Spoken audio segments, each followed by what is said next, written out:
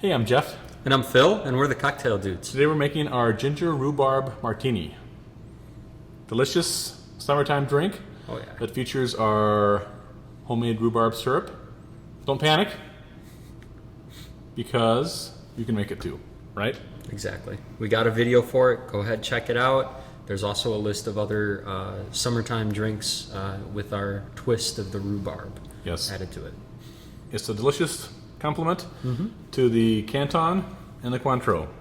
Yeah, with the rhubarb, you got the sweetness and the tartness, but then you have the sharpness of the Canton ginger. Yeah, this is really a great cocktail. Good summertime drink. Let's start. We're going to use 4.5 ounces of the rhubarb syrup. Now that seems like a lot of syrup to be using. You know how I came up with that amount? How'd you come up with it? I made about 25 of these. So everything is tested and true here at the Cocktail Dudes studio. So if I say it, it's the gospel.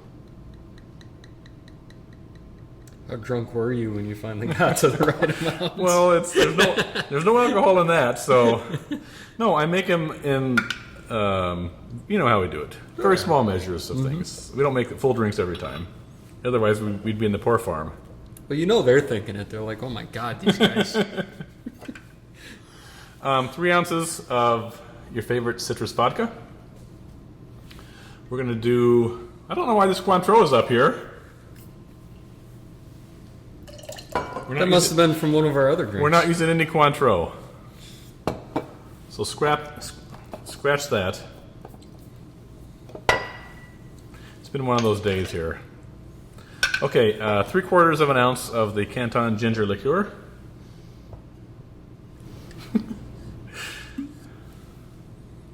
The funny thing is that's not the first time that's happened to us making videos. And we need 1.5 ounces of lime juice, so that's going to be my job here. While Phil entertains you with amusing anecdotes. Go. Good anecdotes. Did you have rhubarb growing up? I did. My grandmother grew rhubarb in her garden. Oh, yeah? And here in Wisconsin, it comes in, towards the end of May, early June.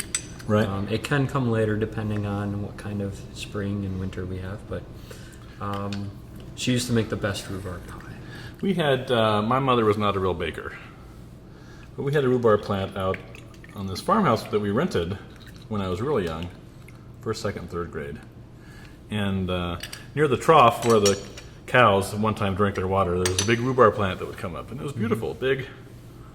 Don't touch that! She would always say, it's poison! Poison? Yeah.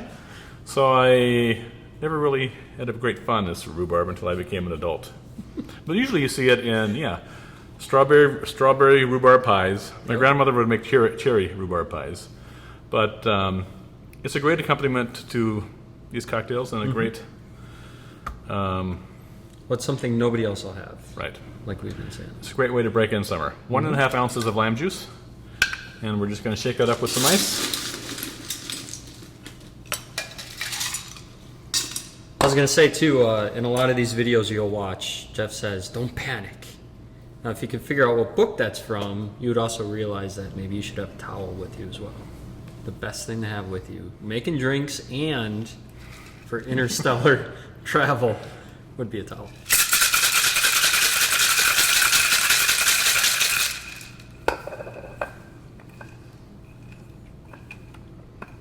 Okay, muscles. It always sticks on me. Do you bite your nails? I do not. Oh. Because they're pretty short. I think if you grew them longer, you could get them off of there easy. Boy, that's pretty. That is. That's awesome. All right, we're going to garnish this with a rhubarb spear. And there you have your ginger rhubarb martini. Cheers. Cheers.